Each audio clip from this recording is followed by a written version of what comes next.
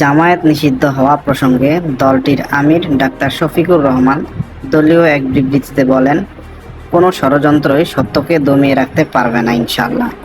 শেষ পর্যন্ত সত্যেরই জয় হবে, জুলুমের অবসান ঘটবে, দেশবাসী মুক্তি পাবে।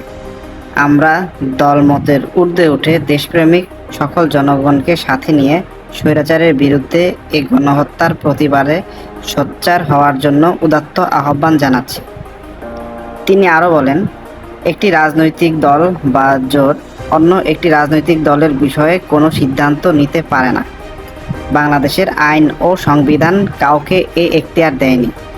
কোনো দল বা জোট অন্য কোনো দলকে নিষিদ্ধ করার ধারা চালু হলে এক দল অন্য দলকে নিষিদ্ধ করতে থাকবে, তখন রাষ্ট্রের শৃঙ্খলা বলে কিছু থাকবে না।